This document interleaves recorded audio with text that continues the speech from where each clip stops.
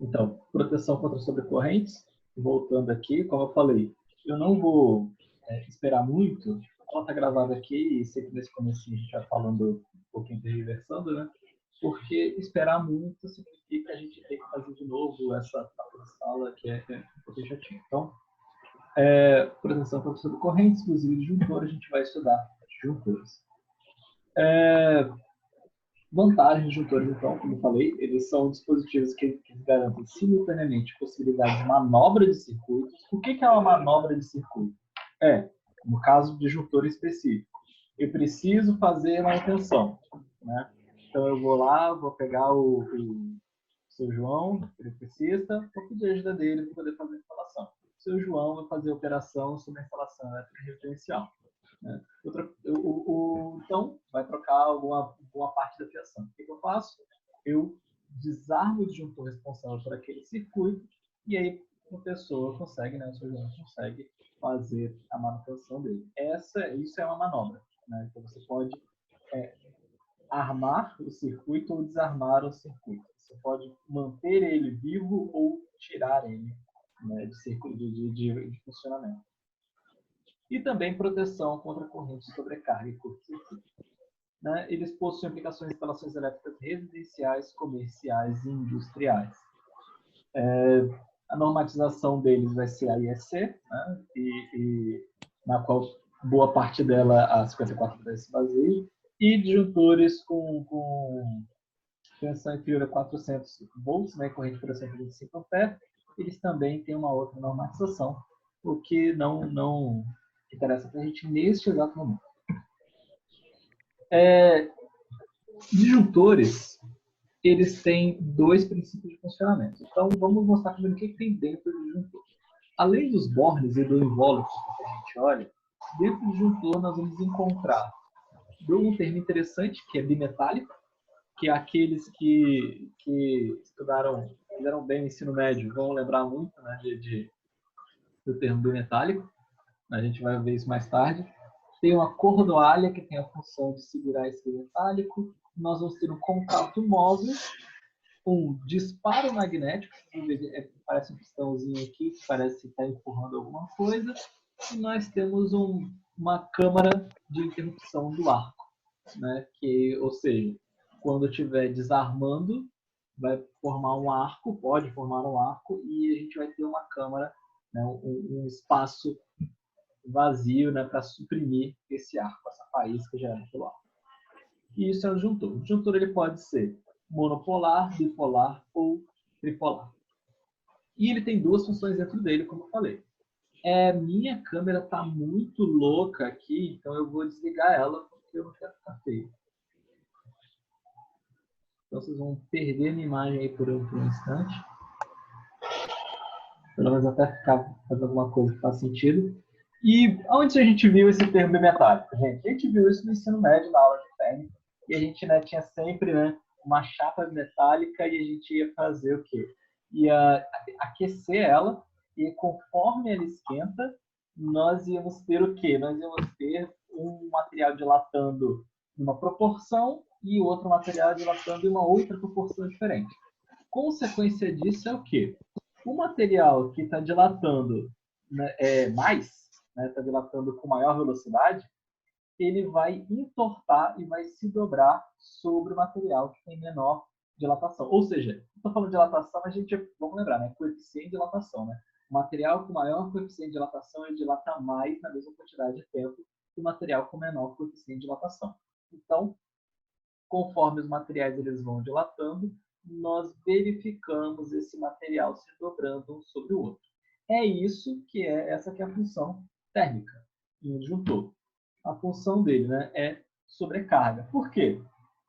O engenheiro projetista de disjuntor, ele vai calcular o valor da corrente que está passando no bimetálico com o valor do aquecimento que ele vai provocar, e é assim que a corrente for maior que a corrente nominal do disjuntor, ele começa a aquecer e dilatar proporcionalmente a esse aquecimento. Então, quanto mais ele esquenta, mais ele dilata. A dilatação térmica, ela é a função da temperatura e do tempo. Então, o que a gente vai ter? Se uma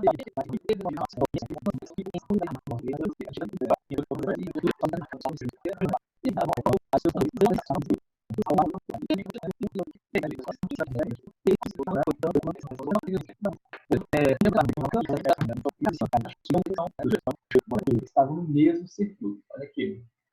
O que aconteceu?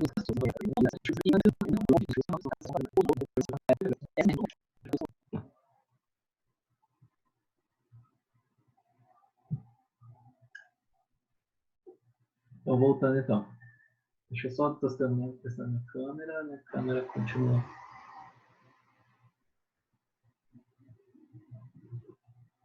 Mas continua muito lento. Eu vou ficar sem câmera mesmo, gente. Não tá dando.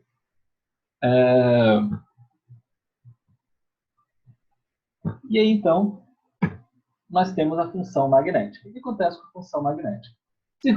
A função magnética é baseada já no nosso terceiro ano do ensino médio, né? E aí nós vamos ter uma força magnética aplicada sobre o embolo ferromagnético. Nós passamos uma corrente, e aí vamos lembrar lá da nossa lei de Ampère, né? Da regra da mão direita, vamos lembrar disso. Apesar que eu acho que esse desenho não está seguindo a regra da mão direita. Vocês vão corrigir isso depois. Mas o que acontece? Não importa para a gente agora não. O que importa é, passou uma corrente suficiente para poder magnetizar esse embolo, ele então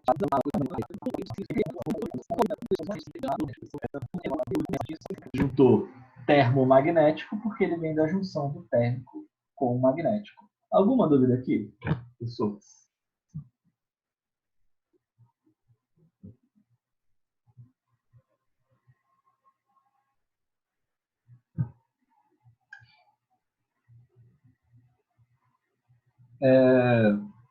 De posse, né, então, do entendimento do que é junto ao termomagnético, vamos começar a dar uma olhada nas suas propriedades novamente, como a gente está falando. Uma propriedade que a gente tinha falado, manobra, né, abertura e fechamento voluntário do circuito. Nós também temos a proteção contra a sobrecarga, ou seja, ele vai atuar como um disjuntor térmico. E temos a proteção contra o curto-circuito, que ele vai atuar como um disjuntor magnético. Então, o disjuntor termomagnético é usado para proteção do sistema elétrico contra o curto-circuito e sobreaquecimentos gerados por sobrecarga. E aí nós vamos ter, dentre essas funções, a nossa curva, né? A curva inversa. E aí nós temos o quê? Nós temos uma linha, nós temos uma linha que está mais próxima ao eixo, e nós temos uma linha mais externa ao eixo, que é onde a gente está na nossa zona de segurança da atuação do disjuntor. Nós vamos reparar o seguinte, esse gráfico não é tempo por... Ele não é tempo por corrente. Quer dizer, ele é tempo nas ordenadas e corrente nas abscissas, o que é o contrário do que a gente costuma ver. A gente costuma, quando a gente representa em cálculo, em circuitos, em qualquer outro lugar da vida, a gente representa o tempo no eixo das abscissas, né, e as correntes, tensão e outra coisa das desordenadas. Esse gráfico, ele não é assim. Esse gráfico, ele é o tempo está na vertical e a corrente na horizontal. Ou melhor ainda, não é nem a corrente na horizontal, é múltiplos da corrente nominal na horizontal. Significa que esse 1 não é 1 ampere, significa 1 vezes corrente nominal. Esse 1,5 não é 1,5 ampere, é 1,5 vezes a corrente nominal. Se você quiser encarar de uma forma mais simples, é PU. Né? Nós estamos falando em PU. E nós temos a escala de tempo. Reparem que a escala de tempo é logarítmica. Né? Nós temos o tempo de 1 segundo e acima dele, de 1 segundo para 2 minutos, é um espaço no gráfico muito menor do que o espaço entre a distância entre 0,01 segundos e 1 segundo. Então, a nossa escala é logarítmica. E aí, nós temos aqui a nossa curva começando lá no topo, ou seja, o valor mais próximo da corrente nominal é aproximadamente 1,2 vezes a corrente nominal. Deixa eu ver se eu consigo pegar aqui uma notinha, acho que vai ser interessante. Então, reparem essa região aqui. Aproximadamente, você está conseguindo ver? Aqui. Aproximadamente 1,2 da corrente nominal. 1,25 da corrente nominal. Antes disso, o nosso disjuntor não vai atuar. Nós ainda não temos a região de atuação dele. 1,15. Nós ainda não temos a região de atuação dele.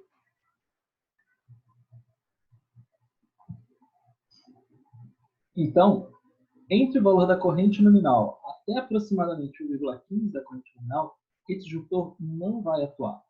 E aí nós temos até um pouco mais para frente, tem mais ou menos uma vez 1,4 vezes a corrente nominal, aí com certeza o nosso disjuntor está atuando.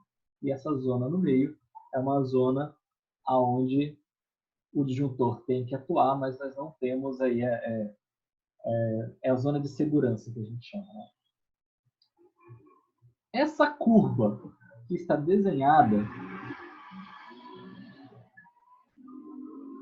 ela representa, essa curva inversa, ela representa para a gente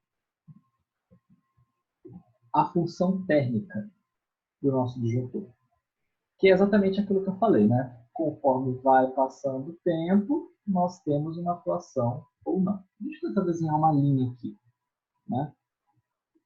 Eu falei do chuveiro, né? Vamos dizer que, eu vou arredondar aqui muito, vou dizer que o chuveiro estava exatamente em cima da corrente nominal do disjuntor. Que não é uma verdade, né? A gente pega o disjuntor um pouco assim. Mas vamos dizer que ele estivesse. Então, quando eu coloquei dois chuveiros, vai ficar duas vezes acima da corrente nominal, né? Então, tá aqui, ó. Ele tá aqui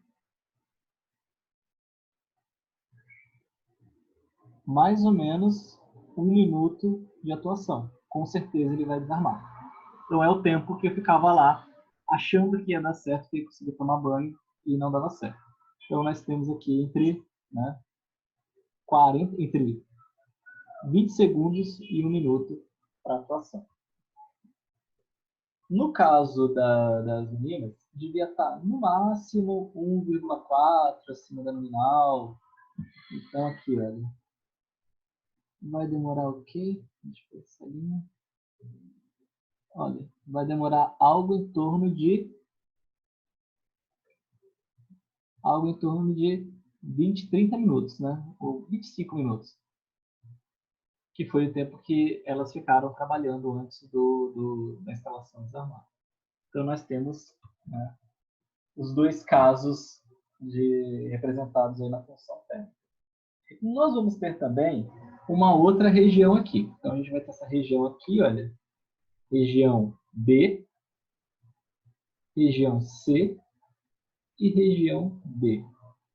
Essas três regiões, vocês reparam que não segue mais a curva inversa. A partir do momento que chegou, vamos dizer que a gente esteja seguindo a curva B. Depois a gente vai entender direitinho como que segue. Mas a partir do momento que chegou na curva B, ele passou a seguir a linha da curva B. Então aqui não segue mais a curva inversa, ele vai ter um desarme instantâneo. A mesma coisa se o nosso disjuntor estiver seguindo a curva C. Então na curva C ele vai seguindo pela curva inversa até chegar na curva C, e a partir do C ele vai ter um desarme instantâneo. Não é conforme o tempo, é instantâneo.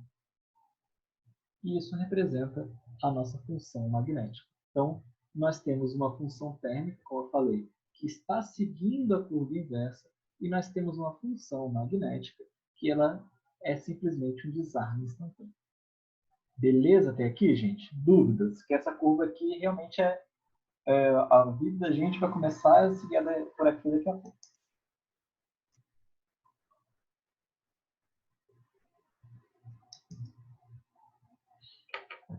Vamos lá, então. E Pergunta agora, para a gente poder começar a pensar num projeto de disjuntor é: quem o disjuntor deve proteger? Né?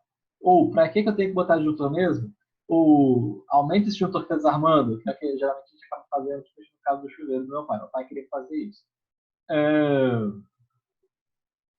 Quem o disjuntor tem que proteger? E aí, a pergunta que geralmente eu faço e todo mundo responde é que tem que proteger pessoas. Né? E não é proteger pessoa não. E a outra coisa que todo mundo pensa é proteger o equipamento. Também não. O que ele tem que proteger é o cabo. A função do disjuntor é proteger o cabo. Nós projetamos o disjuntor para que ele proteja o cabo. Então, a escolha do nosso disjuntor tem que respeitar a escolha do cabo. Se eu tivesse simplesmente aumentado o disjuntor lá do chuveiro da minha mãe e do meu pai, o que ia acontecer? O chuveiro poderia ter algum curto, poderia ter algum problema, poderia ter uma sobrecarga em cima de um chuveiro e poderia queimar o cabo porque o disjuntor que aumentou não estava mais protegendo o cabo. Então, a escolha de disjuntor ela está atrelada à escolha do cabo. Não se aumenta disjuntor sem ter completa noção do quanto aquele cabo suporta. Principalmente em instalação que já está feita, em caso de reforma.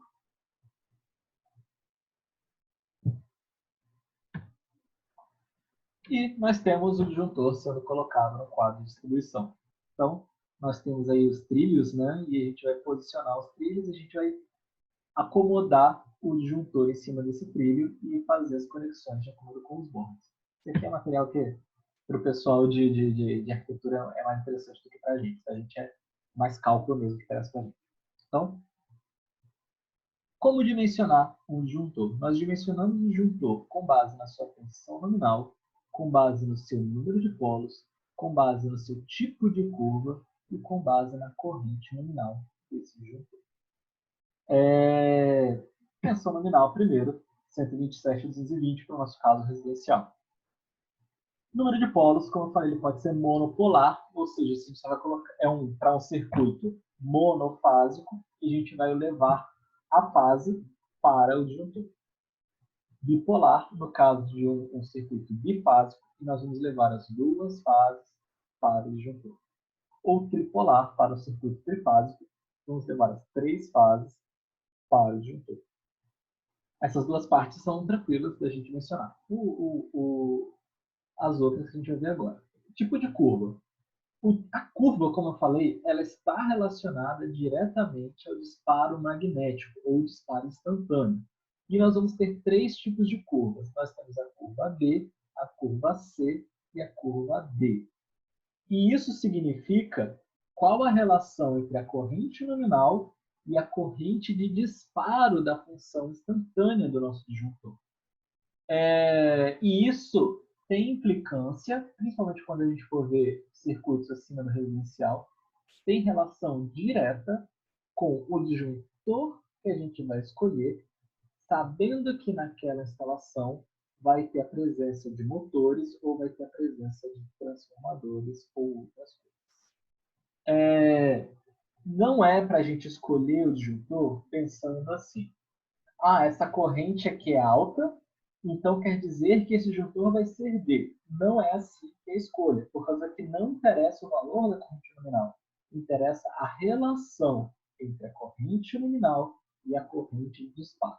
Se a gente pegar um circuito, por exemplo, que tenha transformador e colocar um disjuntor D, ele provavelmente vai acabar desarmando mais vezes do que o necessário.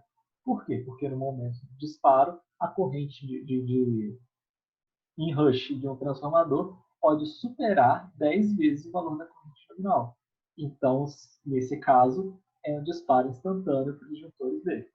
Por outro lado, equipamentos, por exemplo, de aquecimento, fornos e outras coisas mais, eles são basicamente um conjunto de resistores. Então, o valor da corrente de partida deles é o valor da corrente nominal. Então, no momento em que a gente tem o funcionamento do nosso do nosso dispositivo, ele já vai estar funcionando com corrente nominal. Então, ele não necessita de ser um disjuntor de curva D. Então, a gente vai ter aqui uma aproximação bem grosseira, que, por enquanto, é o que vai bastar para a gente. Depois a gente vai começar a definir um pouquinho melhor. Mas, por enquanto, a gente vai fazer simplesmente curva B para cargas resistivas, curva C para cargas com corrente de partida alta, né, iluminação, pequenos motores, muitas coisas, e curva D para corrente de partida muito alta, como, por exemplo, grandes motores e transformadores. Eu coloquei aí as transformadores, um ponto essencial. E nós temos, né, com base na corrente nominal, a gente vai escolher qual disjuntor. Nós vamos escolher o disjuntor fazendo a relação entre a corrente de projeto, não é a corrente de projeto corrigida, como eu falei, a gente vai voltar para a corrente de projeto agora. A corrente de projeto corrigida serve para a gente para uma coisa, que é definir o cabo. Agora a gente volta para a corrente de projeto e a gente vai escolher um disjuntor cuja corrente nominal dele seja maior que a corrente de projeto e menor que a corrente de condução, né, capacidade de corrente de condução dos condutores, ou seja, a corrente suportada pelo cabo. Então, o nosso desafio aqui, disjuntor, é encaixar o valor de corrente nominal do nosso disjuntor entre a corrente de projeto e a corrente do cabo. E aí vocês pensam, aonde que está a dificuldade nisso? A gente vai ter que procurar, dentre os fabricantes, um fabricante que tenha o valor de corrente nominal para a gente, que esteja entre o valor da corrente do projeto e o valor da corrente do cabo. Se a gente não encontrar, dentro desse intervalo, nenhum valor de corrente nominal para o disjuntor, nós vamos ter que aumentar o cabo. Então, muitas vezes, ao escolher o disjuntor, a gente acaba mudando uma tomada ou outra do lugar, porque às vezes a gente escolheu a tomada da circulação, mas se eu colocar a tomada da circulação nesse circuito, a corrente nominal vai para tanto, a corrente de projeto vai para tanto, e aí eu não consigo encontrar uma corrente de cabo, uma corrente de disjuntor entre a corrente e a corrente do cabo que foi projetado. Então, você tira essa tomada do circuito, bota essa tomada para outro circuito e faz os cálculos. Isso pode acabar acontecendo. Se vocês tiverem seguido tudo direitinho até aqui, principalmente aquela regra de divisão de potência lá do começo, aqui agora isso não vai ser um problema. Nós vamos conseguir encontrar um valor de corrente de projeto adequado, né, em relação à corrente de disjuntor que a gente precisa ter. Um segundo critério para a escolha de disjuntor é determinar aquele I2, né, que é a corrente que assegura efetivamente a atuação do dispositivo de proteção. Então, é aquela corrente que a gente vai achar na curva, né? Então, a corrente que assegura a atuação do nosso disjuntor aqui nessa curva. E ela tem que ser menor ou igual a 1,45 da corrente suportada pelo cabo. Ou seja, o nosso disjuntor ele tem que atuar entre 15% acima até 45% acima da corrente suportada. Entre 15% acima da corrente nominal do disjuntor e 45% acima da corrente suportada pelo cabo. Em geral, em instalações residenciais, nós nos preocupamos muito mais com o critério A do que com o critério B, porque, em geral, em instalações residenciais, o critério A é suficientemente forte para garantir que o critério B também seja atendido.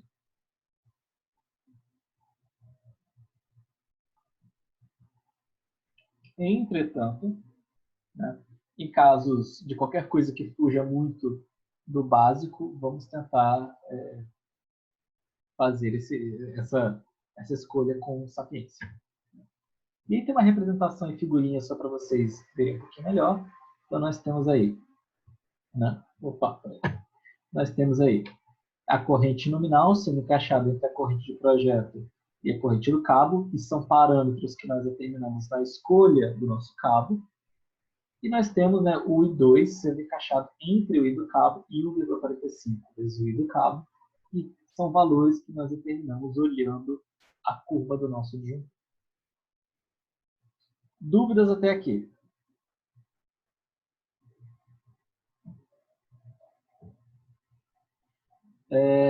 Então, só continuando, vamos lá. Aí nós temos o que é um curto-circuito, só para a gente poder relembrar agora, é só relembrar alguns conceitos. Então, o que é um curto-circuito? Curto-circuito é qualquer tipo de falta. Então, por exemplo, falta fase neutra. Por que eu coloquei esse slide aqui? Porque, em geral, uma pergunta que todo mundo acaba fazendo é: mas como que eu vou saber o valor da corrente de curto-circuito? E a gente consegue determinar isso basicamente sabendo o valor da tensão do circuito e a impedância do fio ou do cabo.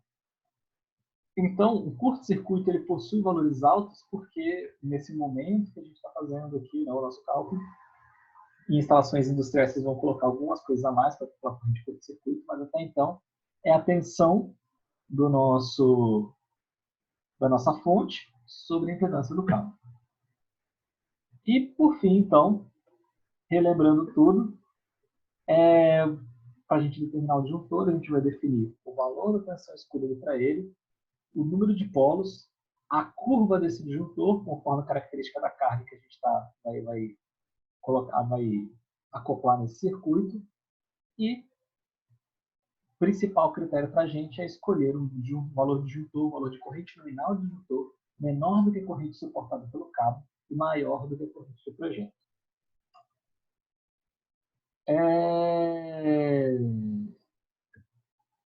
Aí eu dei um exemplo qualquer, né? Só para a gente poder fechar. Se a gente calcular uma corrente de projeto 14,5 e a gente pegar uma corrente suportada pelo cabo 17,5, a gente vai ter que escolher um disjuntor de valor 16 A. E é isso. Gente, tá faltando 8 minutos aqui, como vocês podem ver. É o seguinte, eu tô querendo, nesse momento, encerrar essa parte da aula aqui em DTM, e aí eu vou fechar essa transmissão e abrir outra. A próxima transmissão que eu vou abrir já é para conversar com vocês, para que vocês exercitem isso em cima do projeto de vocês. Então, eu vou pedir para vocês abrirem o projeto de vocês e tentarem fazer o cálculo de pelo menos um circuito de iluminação, um circuito de tomada do seu projeto. E nós vamos voltar aqui, eu vou dar um tempinho um pouquinho maior agora, eu vou dar uns 10 minutinhos para a gente. Vocês pegam o projeto de vocês, que vocês fizeram, abre o projeto, tenta determinar o disjuntor. E aí, pega a corrente de projeto, pega o disjuntor, tentem encontrar as dificuldades. Eu acho que todo mundo vai encontrar uma primeira dificuldade. E aí, eu já vou dar a resposta para essa primeira dificuldade, que é: professor, como que eu vou achar valores de disjuntor? E sim, esse é um trabalho de vocês. Então, o que eu quero que vocês façam agora? Vocês vão pegar a corrente de projeto sempre de vocês, vão pegar a corrente do cabo que vocês escolheram, vão anotar em algum lugar, e aí vocês vão pesquisar fabricantes de disjuntores. E aí nós temos Siemens, nós temos outros, né?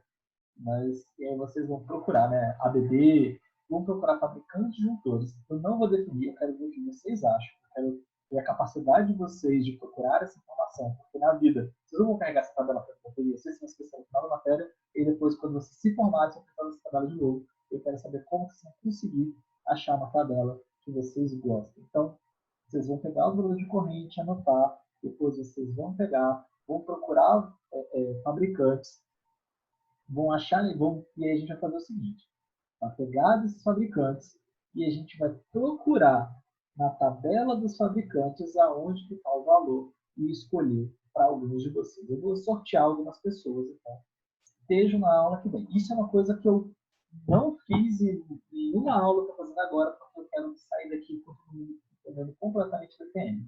Então, eu vou acompanhar vocês escolhendo. Então, façam essa escolha. Depois disso, a gente vai pegar e vai fazer junto a escolha de disjuntor. Tenta achar para vocês, vocês não vão conseguir, eu vou conseguir, e aí vocês vão mostrar, e eu só vou falar assim, tá certo mesmo. Então, tentem fazer isso agora. E aí, a gente retorna para a última parte da aula, aonde a gente vai escolher alguns disjuntores. do material de vocês. É isso. Dúvidas agora? Nós temos 5 minutos ainda, se alguém quiser perguntar alguma coisa.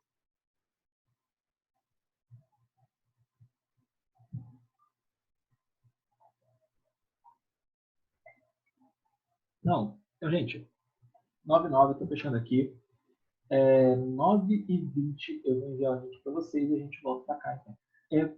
Vamos tentar já entrar logo, né? 9h20, eu vou enviar o link. Eu geralmente demoro 1 minutinho ou 2 minutinhos a mais para ver se tem uma adesão mais rápida, né? Para ver se nós estamos de 40 minutos, mas tenta já estar no momento que a gente já começa logo e não vou perder muito tempo lá.